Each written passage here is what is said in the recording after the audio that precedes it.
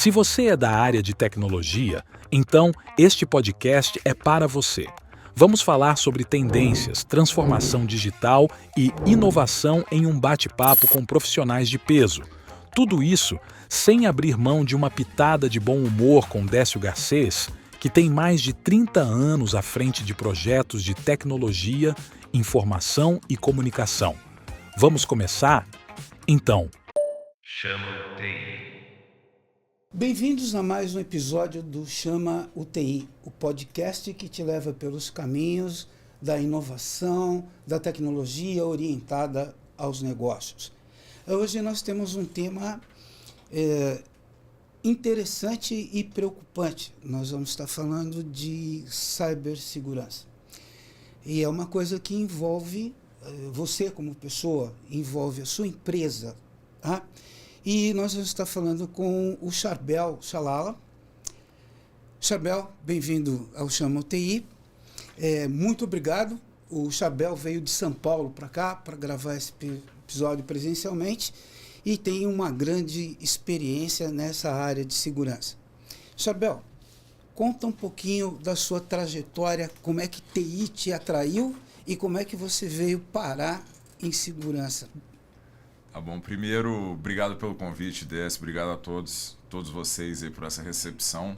Um prazer, uma honra falar com vocês aqui, compartilhar um pouquinho da história, da experiência, falar sobre segurança, que é a minha formação, né? Minha formação de vida ela vem da área de tecnologia e eu segui muito já de início para a área da segurança da informação. Tudo começou com uma paixão. Eu, na verdade, queria ser advogado, Décio, sabe? E aí... Advogado, auditor de segurança. Eu queria ser advogado. E aí, por uma coincidência, assim, eu acabei prestando vestibular para processamento de dados, que depois virou análise de sistemas, né? E me apaixonei por computadores, apaixonei por programação quando eu construí a minha calculadora. Eu fiz a minha calculadora. Tinha calculadora naquela época, né? Óbvio, no próprio computador. Mas, cara, aí eu virei pro meu professor fazendo um código, né? Eu falei, o que eu consigo fazer além de uma calculadora? Ele falou, o que você quiser, né? O computador vai responder do jeito que você tem as suas ideias. O universo é teu, né? Exato. E aí eu acabei me apaixonando por essa área. Aquela época, não vamos falar de idade aqui, né? Mas eu vou. Naquela época a gente tinha... a internet era muito imatura ainda, era BBS, né? E aí meu pai, num esforço grande, a gente não tinha tantos... Não tinha dinheiro, né? Não tinha tanto recurso. Meu pai, com muito esforço, junto com minha mãe, juntaram um dinheirinho ali, me deram um computador. E aí eu comecei a descobrir o mundo e falei pro meu pai que dava pra gente se comunicar. Eu sou filho de libaneses, por esse nome aí você já viu. E meu pai falou, tenta achar nossa família no Líbano, na Austrália. E comecei a me conectar naquela época na rede IRC, né? Que depois virou Mirk e tal. E aí, rapaz, conversando com algumas pessoas, uma pessoa da Austrália invadiu o meu computador. E nessa invasão ele implementou um vírus chamado Chernobyl. E foi aí que eu me apaixonei por vírus de computador.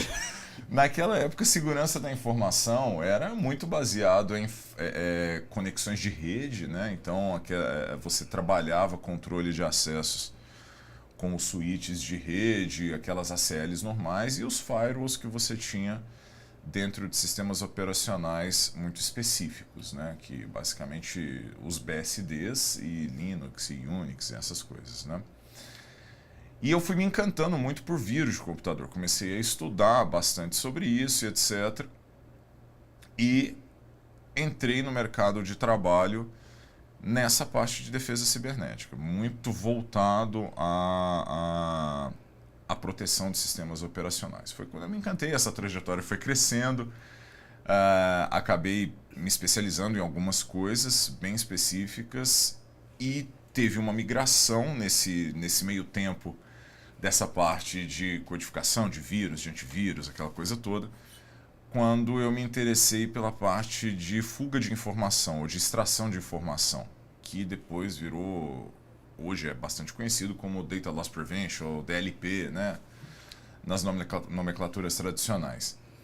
E fui para essa área, entrei um pouquinho na área de criptografia, depois, e aí a gente já está falando de mais ou menos uns 15 anos de carreira, né? E aí depois eu passei por uma outra mudança, depois de uns 20 anos trabalhando nessa área, eu fui também para a área de resposta a incidentes, etc. Entrei para a área de combate à fraude digital, né, numa oportunidade única em uma das empresas, por uma das empresas que eu passei.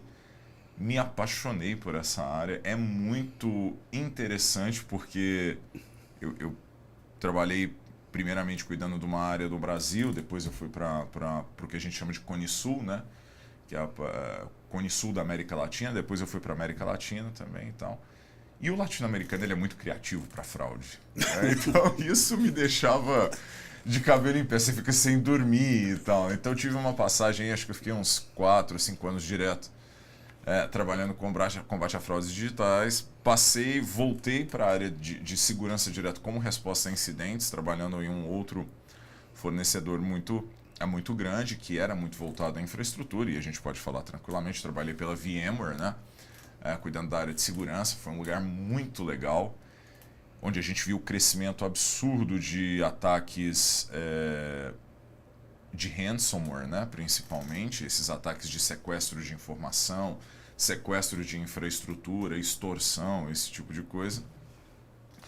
E aí aí mudei novamente e agora eu estou na Forcepoint. Voltei para essa área de Data Loss Prevention. Na verdade, está tudo muito interligado, né? Essas coisas, a parte de cibersegurança, ela está muito interligada. A proteção de dados, ela está muito interligada com a resposta a incidentes, porque hoje o dado é de responsabilidade das empresas.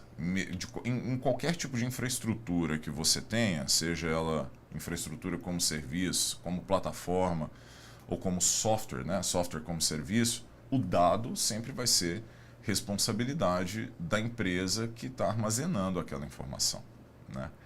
E a minha trajetória é basicamente isso. Eu comecei assim, a minha grande paixão foi por culpa de um australiano que injetou um vírus. Eu tenho o código desse vírus na minha casa. Eu venho da área técnica, tal. Até Hoje eu hoje tô na área. tem. Eu tenho ainda esse código, porque depois o código ficou público, né, e tal. Sim. E existem bases de dados compartilhadas, né, de assinaturas de vírus e até de código de vírus para estudos, né? As pessoas estudam. A evolução só vem com o estudo, né? Você só tem correção quando você tem um problema. Naquela época, o antivírus ainda era muito deficiente, né? Vamos dizer assim. Então, você só tinha uma vacina se você tivesse uma infecção. Não existia inteligência, né? Alguém tinha que sofrer um problema para a gente ter uma solução. Para desenvolver a Exato. solução, né? Então, era bem crítico, assim. E aí eu acabei tomando faixa. E eu agora, tendo a oportunidade de falar um pouquinho com vocês e com você, eu estou fazendo, acho que 25 anos de carreira, 26 anos, alguma coisa assim, e sempre focado em segurança. Conheço infra, conheço redes, tenho algumas certificações, você tem que passar por vários segmentos aí, né, da tecnologia, tem que conhecer um pouquinho de várias coisas. Não me adaptei de maneira nenhuma com programação voltada para a web, é uma coisa que né? Mas eu faço aí acho que uns 25, 26 anos no mercado de tecnologia voltado para a segurança. Olha, isso daí, você já adiantou algumas coisas, porque a sua carreira acompanhou o panorama de segurança da informação, né? A gente prometeu não falar de idade, mas uma época que eu trabalhei com o mainframe, a grande preocupação era o controle de acesso à sala, o data center, né? Você protegia as informações ou em fita ou em fita DAT, que eram arquivadas num cofre de aço longe da sua empresa. Mas o foco, basicamente, era a fraude interna, desvios monetários e, principalmente, a evasão de informações industriais, que era o grande segredo das grandes empresas, né? Aí veio a parte da baixa plataforma e redes locais, que a gente começou a não dormir já naquela época, porque ficava mais fácil, ficava tudo fora da sala, né?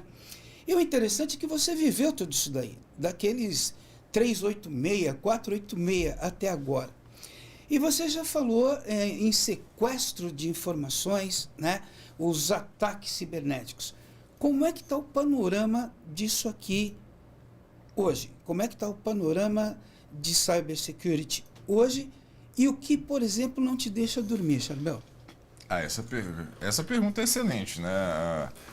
A gente voltando lá atrás, o controle de acesso era totalmente diferente naquela época, né? Você tinha um controle de acesso que você conseguiria, ou você conseguia, na verdade, fazer tudo isso a partir de sala-cofre, tudo isso a partir de monitoramento por câmera, por exemplo, controle de ar-condicionado para não esquentar a sala, para você não perder dado, não perder fita, né? Correto.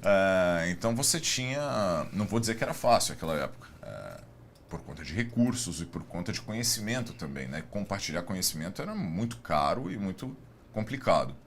E o dado sempre foi uma coisa muito crítica. O problema é que o contexto de fraude ou de espionagem industrial naquela época, ele era muito direcionado, porque mesmo valendo bastante dinheiro, o dado naquela época, ele não era uma moeda. Hoje o dado é praticamente uma moeda, ele é uma moeda, né? Na verdade, você transaciona mais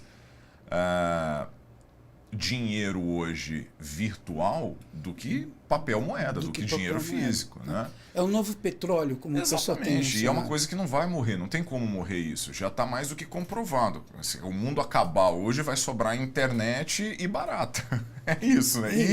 E dependendo de como acabar, as baratas morrem, né? Mas o cybercrime hoje, ele virou uma indústria, esse é o ponto.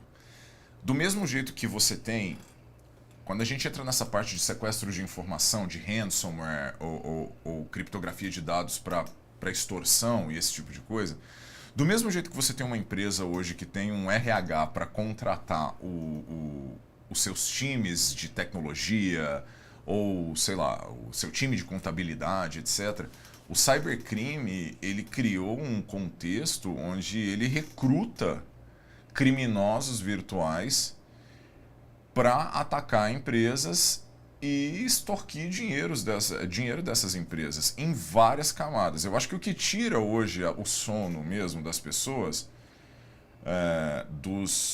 das pessoas de segurança da informação, é como responder rápido a um incidente, você precisa responder rápido, como preservar seus dados e como garantir o máximo possível de segurança dentro de uma infraestrutura. Porque a extorsão, ela tomou uma proporção muito grande.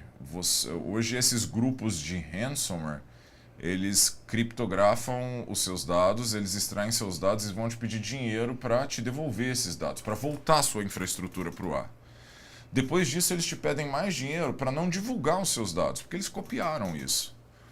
E agora tem um contexto novo que eles passaram a também extorquir o dono daquele dado. Vou te dar um exemplo bem clássico aqui dessa. Você vai lá e faz um exame médico. Você foi no hospital, fez um exame, seu prontuário está lá. Né? Eu estou com uma alteração na minha diabetes aqui, né? Na minha glicose, com um índice possível de diabetes. Esses grupos invadem o hospital, roubam o seu prontuário, pedem o dinheiro para o hospital para voltar à infraestrutura, porque o hospital está fora do ar, pedem o dinheiro para não expor os seus dados e eles vão até você pedir dinheiro também. Claro que nas devidas proporções. Para o hospital, para a instituição financeira, o cara pede milhões de dólares para devolver os dados. Para você, é óbvio que você não vai pagar $1 milhão por conta do seu prontuário médico. Mas às vezes $1.000 você paga. Sim, dependendo do seu diagnóstico que Exato. você... Dependendo das imagens. Pensa num exame de diagnóstico. Num diagnóstico por imagem. Sim. É a sua foto, são suas coisas que estão lá. O cara vai expor isso. Né? Inclusive, Charbel, um dos movimentos que iniciou as leis gerais de proteção de dados esparramadas por aí e aqui no Brasil foi lá na Alemanha, lembra? E começou exatamente para preservar informações de médico-paciente. Que isso, é o principal fator, né? É o principal fator. Isso dava cadeia. Né? O segmento de saúde, ele carrega, eu falo muito para os nossos colegas, para os CISOs, né? Assim, da área de saúde, vocês carregam um alvo muito grande nas costas o tempo inteiro. Todos carregam, todos os segmentos carregam. Todos. Mas o segmento de saúde ele é muito sensível.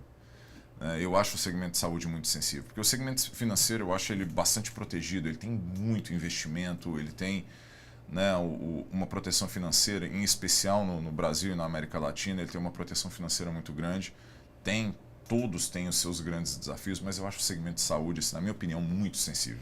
Ele é sensível, e se você analisar em termos de dados, né, a maioria dos dados que nós temos disponíveis ou parcialmente disponíveis são do SUS. Eles estão concentrados no DataSUS. Então, o cybercriminoso tem, inclusive, um alvo de muita... Claro, sem dúvida. Quando você pega dado social, dado da sociedade... É que, na verdade, todos os grandes ataques cibernéticos globais e que são públicos e que se pode comentar e que a maioria das empresas comentam, o atacante, ele sempre busca o lado mais fraco desse ambiente. E o lado mais fraco somos nós, os usuários. Os usuários. Os usuários sempre são mais fracos. Porque, voltando lá um pouquinho lá naquela história do mainframe, todo mundo consegue proteger uma infraestrutura hoje com um mínimo de recursos. Se você pegar qualquer empresa, ela tem um bom firewall, ela tem um bom IPS de rede, ela tem sistemas de proteção como antivírus de última geração, até como DLP. Mas como esses incidentes acontecem? Normalmente com roubo de credencial. E o roubo de credencial, ele acontece... ele vai acontecendo em níveis que a gente não consegue imaginar. E o cybercrime, ele foi evoluindo. Eu já não consigo mais roubar uma credencial. As pessoas não caem mais naquele conceito de phishing, né? Aquele e-mail falso. O que eu vou fazer? Eu vou comprar credencial. Então eu ligo para você e aí eu vou te fazer uma pergunta aqui dessa gente nessa interatividade. Você venderia sua senha, suas credenciais para mim, do acesso de sistemas de vocês, por R$50 mil? Assim, aqui agora, a gente conversando. Eu tiro o cheque aqui, te dou 50 mil, você me dá. Não, pode botar um zerinho a mais, porque eu acho aí vai, porque é uma questão realmente... Exato, né? Mas 50 mil reais para você, a sua credencial vale muito mais do que isso. Mas pensa num call center, tá? Que você tem uma rotatividade gigantesca de pessoas, gigantescas, são pessoas que trabalham mais ou menos 6, 7 meses e aí vão procurar um outro emprego, normalmente é o primeiro emprego da pessoa, ela ganha um salário mínimo. Eu chego para essa pessoa com 50 mil reais à vista só para me dar um nome de usuário e senha. Cara, são anos de trabalho ali. Olha, né, que ela está ganhando à vista. À vista. Será que essa pessoa não venderia? Venderia. Entendeu? E infelizmente, é uma coisa cultural. E não adianta você falar que isso é só no Brasil. Isso não é só no Brasil. Não. A compra de credenciais ela é uma coisa global. Ela não nasceu aqui no Brasil ou na América Latina, de uma forma geral. Ela nasceu fora. A gente tem coisas que a gente copia. Só que tem coisas que a gente faz, que a gente copia e a gente melhora. O brasileiro tem essa característica. Como a gente vem de um país que vive em crises recorrentes, a gente precisa ser criativo. E se a gente usasse toda a criatividade para o bem, cara, seria demais, né? Tanta gente boa. Mas... Sabel, eu vou usar 2 termos que você usou: cultura e call center. Então, você vai lá, primeira linha de defesa, né? É fácil a gente convencer o nosso CFO, você vai lá e põe um firewall, tá? Antivírus. Põe o AD, né? O Active Directory, permissões, tal, blinda. Aí você passa às 8 horas da noite no ambiente de contact center. Os caras pararam de trabalhar às 6 horas da tarde. E o que você vê de post-it, não necessariamente à vista, mas basta você levantar o teclado. Você vê lá login e senha, alguns com o número de cartão de crédito de clientes, tá? Eu já presenciei isso pessoalmente, porque a gente investia uma fortuna e, de repente, sumia alguns dados. Alguém deletou, nem por má intenção, por incompetência mesmo, e você tinha que restaurar a backup e tal. E vamos falar um pouquinho de cultura de cibersegurança. Amigos nossos já fizeram a experiência, é um problema cultural. Então, nós vamos pegar o nosso pessoal de marketing, o nosso pessoal de RH e vamos divulgar as melhores práticas de dentro da organização, você não cair em nenhuma cilada. Tá? Você volta 7 dias depois e você solta um phishing interno. E 1/3, obviamente esses dados não são oficiais, mas 1/3 dos teus colaboradores cai. Eles abrem arquivo que não deveria, executam alguma coisa que não deveria. E você acabou de destruí-los. Aquilo tá. Então, fala um pouquinho para a gente como é que uma empresa, principalmente empresas de médio porte, estabelecem uma cultura de segurança, uma cultura de proteção de informações. Acho que a primeira coisa que a gente precisa dividir as responsabilidades. O que é a responsabilidade da empresa, o que é a responsabilidade do usuário ou do empregado, eu não gosto muito dessa palavra, do colaborador. Colaborador. Né?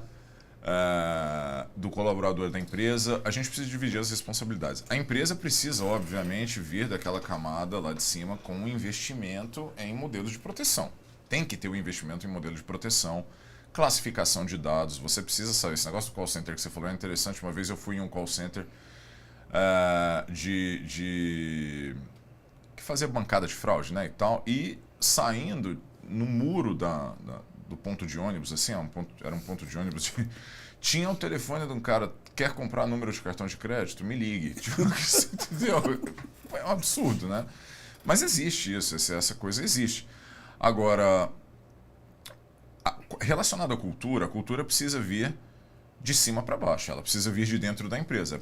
A empresa precisa colocar e saber colocar qual que é a estratégia de cibersegurança dela, porque hoje isso está ligado diretamente ao negócio. Classificar a informação que é sigilosa ou não, isso faz parte de uma estratégia de riscos, né, de riscos da empresa. A empresa não tem um CRO, por exemplo, um Chief Risk Officer. Contrata um terceiro, uma consultoria. E aí você tem todos os níveis de empresa, para pequena, para média e para grande. Você tem a consultoria, que é uma consultoria específica lá, que você vai ter condições de pagar o ticket para que ela faça uma avaliação para você. E você, se você quiser, você contrata uma Big Four da vida aí para fazer esse trabalho para você. Cada empresa dessa tem um ticket diferente, né? Agora, a cultura, ela precisa ser passada da empresa para o colaborador. E aí isso você só consegue com campanha educacional. E aí você pode envolver o seu marketing, você pode envolver o seu CFO para falar de perdas financeiras relacionadas à perda de informação, fazer as campanhas e testes de phishing interno para ver qual que é o percentual das pessoas que caem nessas campanhas ainda e atuar diretamente nelas. Eu via muita coisa interessante em alguns órgãos eu sou uma pessoa apaixonada pelo serviço público, eu adoro trabalhar com o serviço público, eu acho demais, porque é uma forma de você servir o seu país, sua cidade, o seu estado, né? Concordo. Ou o poder judiciário, alguma coisa, é isso que move, né? A democracia de uma forma geral. E uma vez eu fui num órgão público que eu achei sensacional, cara. Você ia passando de andar por andar e de modelos de salas com campanhas de segurança da informação muito específico para aquela área. Entendeu? Se você chegar no departamento de tecnologia, sei lá, vou citar o nome aqui do SERPRO, que é o nosso maior bem de dados, né? Onde quem realmente provê serviço de dados para nós como cidadãos. Para a União toda. Você chegar para alguém de tecnologia do SERPRO e ensinar campanha de segurança, o cara vai dar risada. A campanha dele é totalmente outra. O cara já sabe de tudo isso. É diferente da faxineira, né? Sem diminuir o conhecimento de... Não, cara, a faxineira não tem obrigação de saber que ela precisa ter uma senha com 16 caracteres. A senha tem que ser Arnold Schwarzenegger. Você tem que trocar as vogais por números. Imagina a faxineira falando... Imagina você falar isso para alguém da minha família. Uma família que não é da área de tecnologia. Sabe? Para o poder judiciário, que usa a tecnologia hoje de uma forma muito digital. Hoje o Poder Judiciário Nacional ele é muito avançado. E ele trabalha muito no formato digital. Mas, cara, um advogado não tem que saber o que é firewall, o que é criptografia avançada de dados. A não ser que ele trabalhe nessa área. A não ser que ele trabalhe nessa área. Mas estou falando de uma forma geral, né? Então, assim, essa cultura, essa educação de cibersegurança, ela é muito importante. E eu participei de um painel uma vez com um dos executivos do Banco do Brasil. Eu não vou citar nomes das pessoas, mas eu achei muito legal o que ele falou, que a gente não tem educação tecnológica aqui. Então, por exemplo, as fraudes bancárias que acontecem, as pessoas não... Começou isso agora, você consegue ver uma educação financeira melhor hoje do cidadão, né? Uhum. Você vê os bancos investindo em propagandas, eu achei muito interessante os grandes bancos investirem em propagandas para não caia em golpes, não use o seu cartão de crédito dessa maneira, né? Verifique se a maquininha realmente é uma maquininha XYZ, verifique quanto a pessoa está digitando na maquininha. O banco não te pede informações por telefone. E isso em horário nobre, propaganda de banco sobre educação em horário nobre. Nesse painel que eu participei com essa pessoa, eu achei muito legal, porque ele virou e falou assim: nosso banco vai começar uma campanha como essa, porque do mesmo jeito que quando você vai tirar uma carteira de motorista, você precisa fazer sua escolinha, mesmo que ela não vai te ensinar a ser um piloto, né? Mas ela te ensina o básico. Para virar à direita você tem que dar seta, senão você pode colidir o carro, você tem que respeitar as leis de trânsito, essa placa significa tal coisa. O número de pessoas, e nesse painel essa pessoa compartilhou assim, o número de pessoas que não sabia que existia um cartão virtual para você fazer compras virtuais, que só funciona uma vez, ele falou 90%, 95% dos nossos clientes não sabem disso. Não. Isso evita fraude em compras online absurdamente. Isso é uma verdade, Charbel. Eu, pessoalmente, me criei na área de TI. Eu não tinha nem barba quando eu entrei. Eu demorei para e-commerce. Eu demorei para começar a comprar pela internet porque eu estava esperando os selos de certificação. Então, eu só entro onde eu vejo o selo de certificação e mesmo assim sabendo que eu estou sujeito. Tá? Charbel, essa nossa conversa está sendo interessante, mas ela tem uma nuvem negra sempre pairando, né? Enquanto a gente está conversando aqui, a gente fica imaginando em que momento você vai virar uma vítima disso daí, né? Mas vamos dar uma quebradinha de gelo. A gente falou da evolução da cibersegurança, desde lá do mainframe até os sequestros de dados de pequenas prefeituras, né? A gente acabou de falar no serviço público. A gente tem, para quebrar o gelo, uma sessão perrengue. Você vai contar para a gente agora um perrengue que você passou e de preferência que seja divertido, que é para a gente realmente quebrar essa nuvem de preocupação que a gente tem. A gente passa por muitas coisas, né? Quem trabalhar, principalmente o pessoal que, na minha época de área, que eu atuava muito na área técnica, a gente passou por alguns perrengues, vários ataques, que a gente teve que responder, coisas que a gente podia falar, não podia falar, esse tipo de coisa. Eu acho a minha história do vírus, né, de como eu entrei no mercado, eu acho que é um perrengue fantástico, né? Esse daí é muito legal, mas eu acho que um dos perrengues, assim, que foram interessantes, aí você tem histórias tristes, você tem histórias engraçadas, você tem... Mas tinha histórias, assim, na época de firewalls, por exemplo, tinham firewalls que você rodava num sistema operacional chamado FreeBSD. Não sei se você vai se lembrar do FreeBSD. Mas o FreeBSD ele foi desenvolvido na Universidade de Berkeley, né? E assim como os sistemas operacionais BSDs e tal. E o FreeBSD ele tinha uma característica muito específica, e eu vou chegar lá, você vai entender o perrengue. Mas tinha um cliente, essa é uma história antiga, aconteceu com vários clientes, inclusive, que era... ele tinha um firewall que rodava em FreeBSD e toda noite esse firewall caía. Parava de funcionar. Né? O firewall parava de funcionar, acontecia, dava problema que não sei o quê. Chamava o grupo técnico lá, ia investigar, olhava, não tinha problema nenhum, não tinha problema de infra, não tinha problema nada, mas reiniciava. Ele reiniciava. Olhava os logs, reinstalava, fazia tudo, cara, e não resolvia o problema. Um belo dia...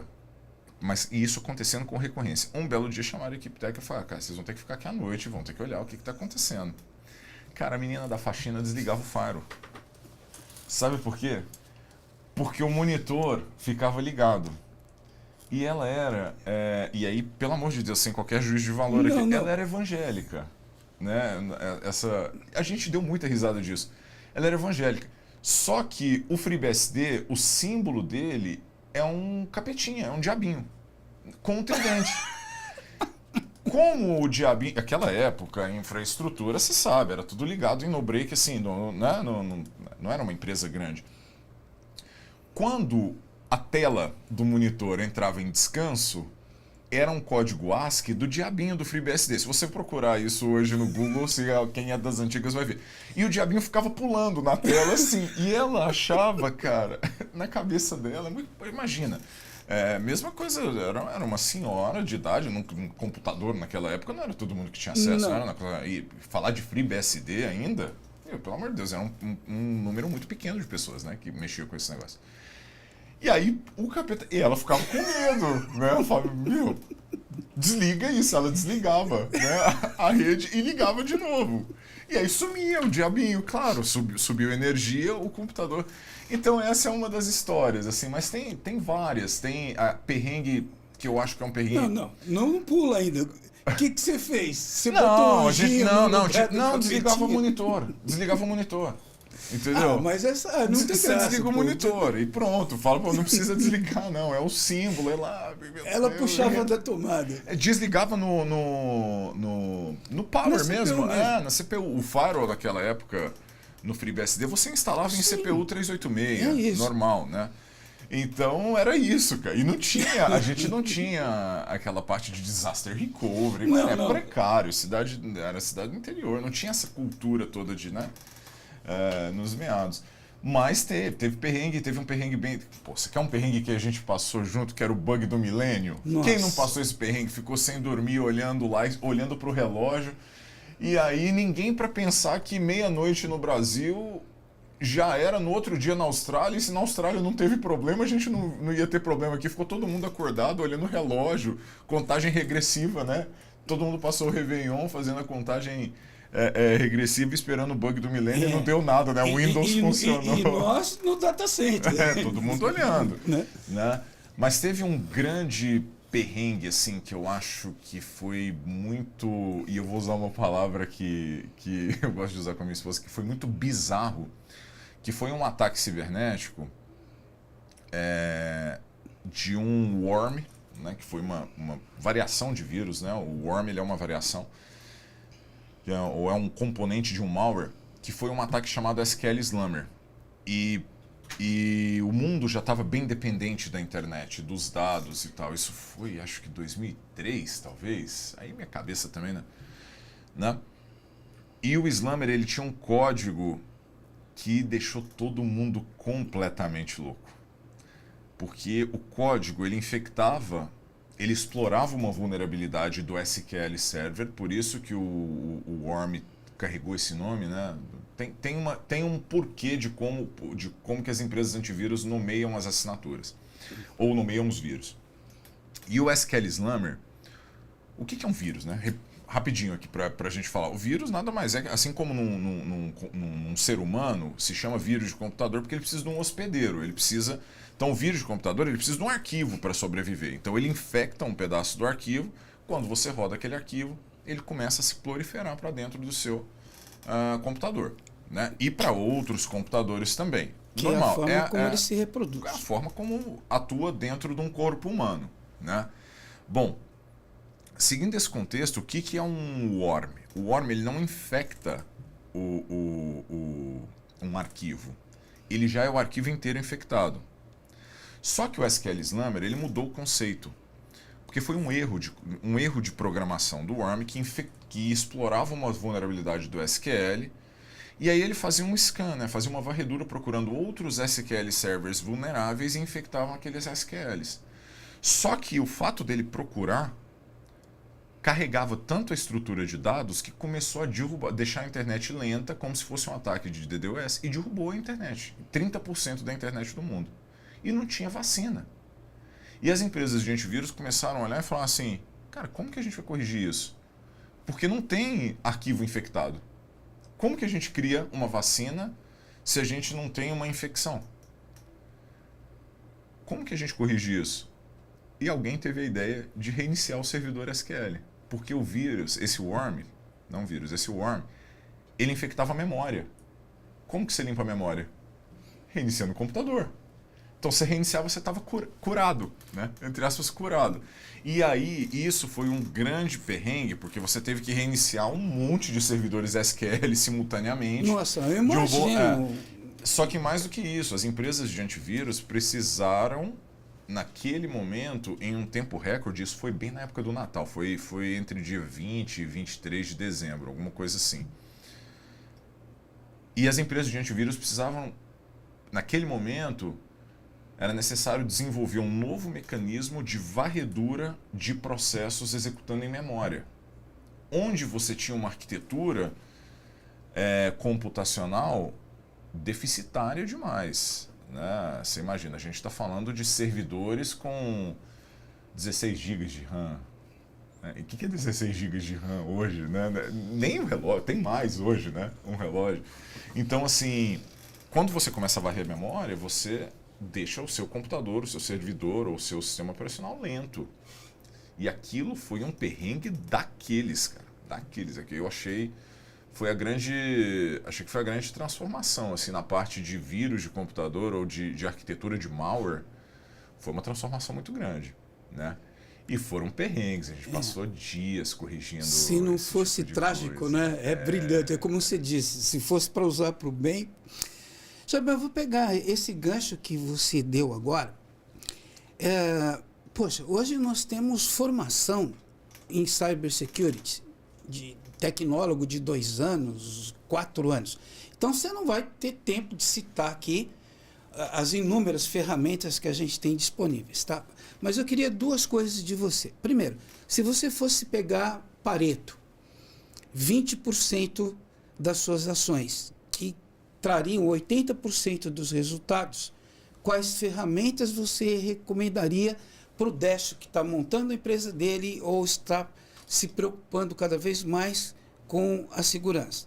E o segundo ponto, IA como defesa cibernética ou IA como ataque cibernético? Qual é a percepção do Charbel? Assim, eu acho que para você montar uma estratégia de defesa, vamos pegar lá o orçamento de uma empresa para montar uma estratégia de segurança para essa empresa. A primeira coisa que você precisa saber é conhecer do negócio. Né? Você precisa saber, um consultor de cibersegurança, ele precisa entender qual que é o seu negócio. Vou te dar um exemplo muito clássico. Uma plataforma de petróleo, por exemplo. Cara, o dado lá, né, não é tão importante quanto a vida do ser humano. É mais importante, o cara que está lá no meio do mar, o cara num submarino, é mais importante você investir em comunicação direta para saber se o cara está vivo lá embaixo ou não, do que o RG dele, do que a autenticação dele. Né?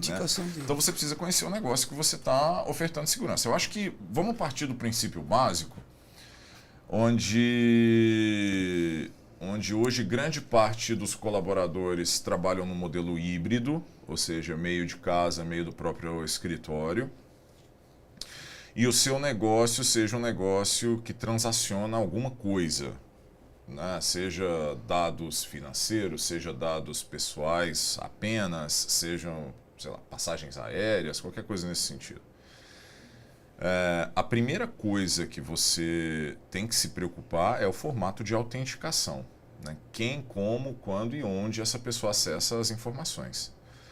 Então, você manter uma estrutura de duplo fator de autenticação, eu acho muito importante, de controle de acesso a essas aplicações, principalmente porque existe uma migração muito grande das infraestruturas para o modelo de nuvem, né? E controlar isso é cada vez mais difícil, porque você depende de outros fatores, depende da segurança lá do também, né? Então, acho que nesse contexto, essas coisas são muito importantes para você definir o que você vai investir. Mas eu acho que eu tenho certeza, assim, eu iria pelo caminho da autenticação segura e da classificação da informação. Você saber o que você pode carregar. Porque hoje você carrega informação no seu celular. Você carrega informação no seu relógio. A nossa pegada digital é muito forte. É né? totalmente diferente de antigamente. Eu lembro que a gente se preocupava muito com isso, né? Com papel. Papel tem uma informação aqui, eu preciso comprar uma máquina de descarte, né? De triturador. Na época da engenharia social, Exato, né? Que você tinha que se E livrar. várias histórias de hackers que que iam nas lixeiras juntar documento. E tem uma história interessante disso, de um cara que desenvolveu um modelo de scanner que ele pegava papel picado e no modelo de scanner ele desenvolveu um algoritmo e ele conseguia recuperar do papel picado até 45% da informação ali dentro. Pô, é muita coisa, 45% da informação do papel picado. É muita inteligência, né? E então acho que a associação dessas duas coisas, você conseguir classificar o que é realmente uma informação importante e ela deve ficar segura ali dentro e se manter segura, aplicando esses contextos de prevenção de perda de dados, de criptografia, de acesso controlado, de carimbo, né, para saber quem acessou aquela informação ou não, né, marca d'água, aquele tipo de coisa, e contextos de alteração, né? Então toda essa contextualização é importante. Eu iria por esses dois caminhos, porque hoje a parte de firewall, IPS, IDS, Next Generation Antivírus, claro, tem uma ou outra diferença, tem um provedor melhor que o outro, um provedor atua melhor de uma forma do que o outro, mas isso é muito generalizado já. E já é mandatório, né? Você já presume básico, que, né? Você precisa nascer com isso. Tá. Com relação à IA, respondendo a sua segunda pergunta, a gente está indo pelos dois contextos, né? A IA a IA tem ajudado muito a parte de segurança da informação pela retroalimentação de informação que a gente tem. Hoje os dados eles são retroalimentados o tempo inteiro, então você consegue contextualizar melhor o que acontece para gerar uma melhor tomada de decisão entre se aquilo é bom ou ruim, se você deve deixar ou não deixar, né, acontecer, mas também para a insegurança. Hoje, dentro de arquiteturas de inteligência artificial, você consegue desenvolver código malicioso. Você vai lá numa arquitetura de IA, no OpenAI da vida lá, e fala, olha, queria construir um código para explorar tal coisa, para fazer tal coisa, ou para extrair esse modelo de informação, né? Extrair modelo de informação não é errado, mas se você usar fora de forma errada, né? Sim, né? Então, isso já é possível fazer. Hoje não precisa ser mais um criminoso virtual que vai conseguir desenvolver um código que pode causar uma catástrofe em uma empresa, né? Eu queria aproveitar, então, vamos esticar esse braço que a gente está falando de IA, vamos pegar, nós já falamos de alguns domínios da transformação digital. Você explorou bastante a parte de dados, né? A gente está falando de inovação, IA como inovação. Mas tem dois fatores que têm contribuído bastante para deixar vocês de pulga atrás da orelha, né? Então, primeiro, internet das coisas. Isso tem se proliferado, menos velozmente do que eu esperava, mas tem se proliferado. E você falou em trabalho remoto. A nova geração que está chegando no mercado de trabalho presume que estará em ambiente híbrido. E nem todas as empresas criam as defesas necessárias para esse trabalho de ambiente híbrido. Não se tem uma VPN. O cara chega em casa, a mesma internet que ele está usando para assistir o Netflix, ele usa para acessar o Bradesco e usa para acessar o ambiente de trabalho. Como é que você vê essa tendência? Olha, é interessante. Assim, voltando para a parte de internet das coisas, isso é um caminho sem volta já. Entendeu? Isso não tem mais volta. Assim, se você pensar que você consegue... É fantástico, né? Eu falei para minha mãe assim, mãe, minha falecida mãe, tadinha, mas... Mãe, vamos pedir comida aqui pelo telefone celular e a comida chega na sua casa sendo entregue por um cara de um aplicativo que não tem vínculo nenhum com nada, sabe? Não tem vínculo nenhum. O cara aceita uma chamada de um aplicativo para pegar uma comida de um restaurante que ele nem sabe qual que é o restaurante e vai te entregar na sua casa. Olha isso. Então, assim, quando eu contei isso para minha mãe falou assim, mas por que a gente não cozinha em casa? O mundo mudou, né? E essa parte de internet das coisas, a gente tem, assim, dentro de um modelo geral, onde você tem a interconectividade. O carro hoje ele é inteligente, ele é totalmente inteligente. A gente teve uma experiência bem legal agora em São Francisco, no começo do ano, que a gente colocou alguns clientes lá para andar no carro sem motorista, né? Lá você pede, tem um aplicativo que você anda, você vai com o carro sem motorista, você fala, cara, é muito Jetsons, né? Lembra do desenho dos Jetsons? Assim, você entra num carro, não tem motorista, você sai andando na rua e você chega no seu destino. Dá um pouco de medo. Eu sou goiano, né? Eu senti medo, né? Eu senti medo desse negócio. Mas é interessante, é bastante interessante. A internet das coisas, mas ela abre também uma gama maior de exploração. Então, hoje você tem várias Smart TVs aí que já foram invadidas, elas estão ligadas numa rede, já foram invadidas, e você consegue, tem Smart TV que tem câmera, né? Você consegue fazer videoconferência e tal, você consegue invadir esse tipo de coisa e por aí vai. Então, você tem que tomar todo cuidado, é pouco. Com relação ao trabalho híbrido, é aquilo que eu te falei, o ser humano é o elo mais fraco, né? VPN é uma coisa que consome muito dado. Então você tem outras tecnologias para proteger essa linha de defesa das aplicações que você conecta remotamente, como Security Service Edge, CASB, tem aí as nomenclaturas, a gente não vai entrar nesses termos, né? Mas sim, eu acho o trabalho híbrido uma coisa muito para a parte de segurança foi um desafio muito grande que as pessoas passaram naquela época do Covid. Você tirar uma arquitetura de empresas muito tradicionais, né?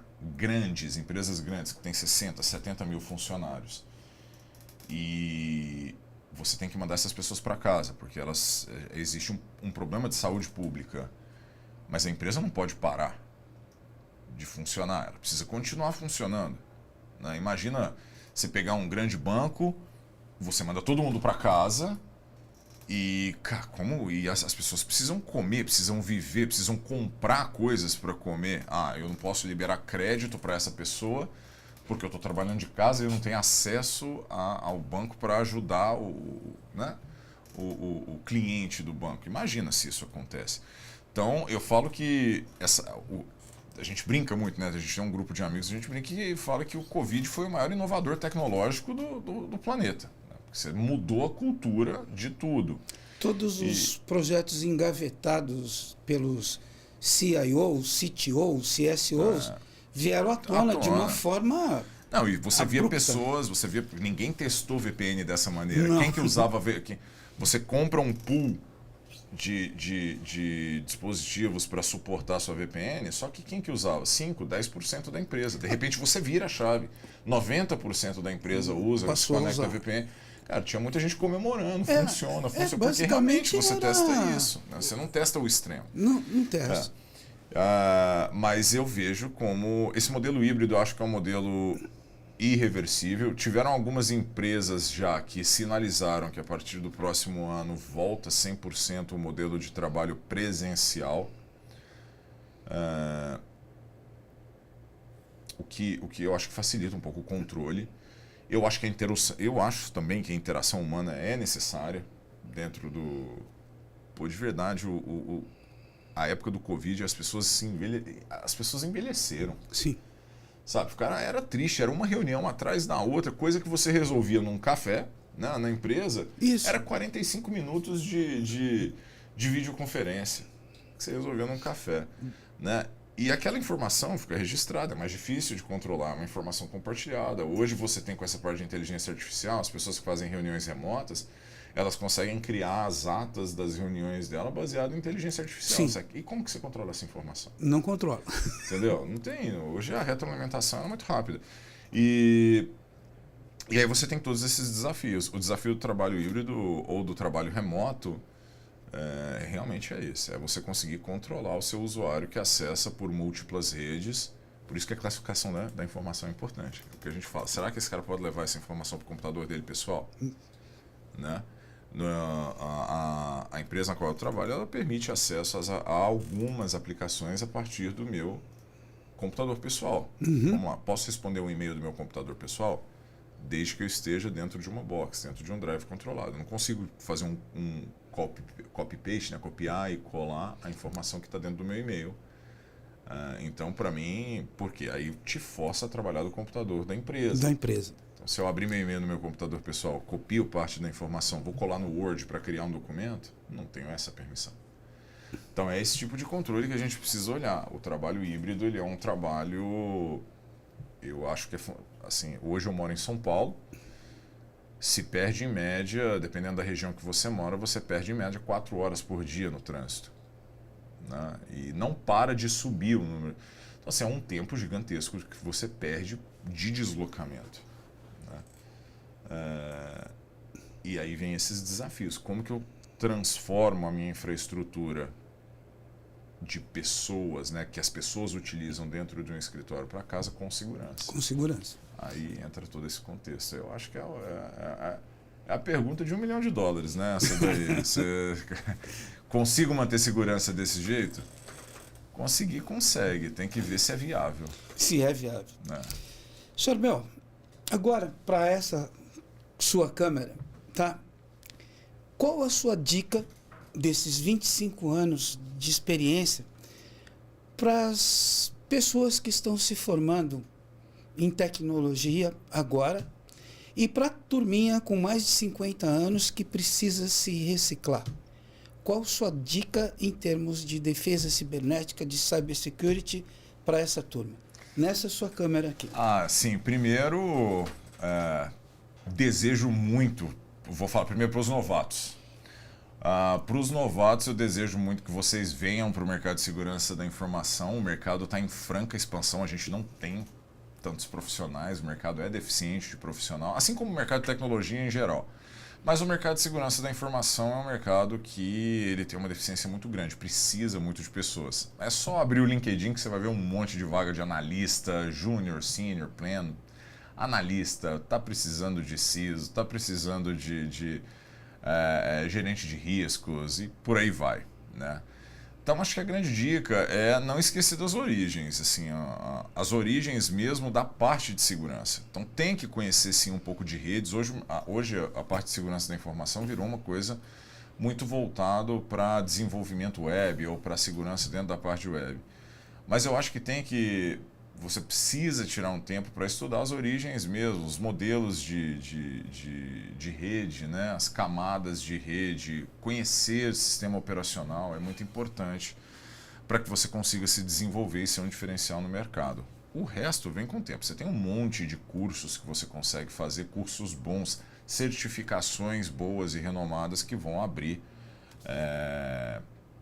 a sua cabeça, né? Para esse mercado de segurança. E aí você vai seguir por um modelo específico, né? Tem um leque de oportunidades. Quero mexer com vulnerabilidades, eu quero ser Red Team, Blue Team, eu quero ser Bug Bounty, cara, desenvolvedor. E tem para tudo, tem para todos os sabores, né? O mercado está aberto para todos os sabores. Para o pessoal old school, né, para a turma já que eu acho que migrou dessa parte e virou praticamente tudo CIO, né? São todos CIOs responsáveis por isso. Antigamente a gente não tinha esse C-level, né, classificado na área de tecnologia, mas que virou CIO. Eu acho que essas pessoas precisam se entender que segurança da informação hoje ela é parte do negócio da empresa. Ela faz parte e continuará crescendo, assim como você compra um carro hoje, obrigatoriamente ele vem com um cinto de segurança, ele vem com airbag, ele vem com um freio ABS. Antigamente não vinha nada disso. Então, segurança, ela faz parte, sim, da arquitetura de negócio de uma empresa. Ela precisa fazer parte. Então, um CIO ou um cara da velha guarda, ele precisa entender que o controle de acesso à segurança da informação, a campanha educacional, ela precisa fazer parte. A senha ou o duplo fator de autenticação, ela se faz necessário, sim, né? senhas críticas, dupla custódia, esse tipo de coisa se faz necessário também. Então eu vejo isso como uma dica, né? Que o CIO ou que o cara da velha guarda, primeiro, é obrigação nossa evangelizar, passar e educar esse mercado novo que vem. Isso é uma obrigação nossa, né? Faz parte da defesa, seja da sua empresa, seja da sua casa, seja dos seus dados e do seu país, seu estado, seu país, de onde você vive. Mas para essa turma de idade, com certeza, evangelizar e conectar, e estar conectado com a área de negócios é muito importante. Você precisa saber falar e levar a mensagem para o board da empresa, para o CFO, para os conselheiros, né, do que realmente é necessário, do que precisa. Eu acho que é isso, Décio. Não sei se, né, a gente mudou. Eu acho que é isso, Charbel. É um tema profundo, é um tema complexo, e eu agradeço a leveza com que você levou esse tema, né? Você conseguiu transmitir para a gente conhecimentos de negócios, conhecimentos técnicos, fez parte dessa história toda, tá? Então, eu gostaria novamente de te agradecer pelo seu deslocamento, esse dia que você está dedicando para a gente, para a comunidade de tecnologia, comunidade de negócios, tá? Eu que agradeço o convite, é um prazer, a gente repete quantas vezes for necessário, é um deslocamento, não é um deslocamento tão complexo, né? E principalmente rever amigos e toda essa história juntos. Vamos... Essa parte, a gente precisa descontar todo aquele período da Covid, a gente precisa se ressocializar, né? Exatamente. Para você que nos acompanhou em mais esse episódio do Chama TI, nós vamos aguardá-los no próximo episódio. Ele será disponibilizado no Spotify e a pedidos também no YouTube. Muito obrigado.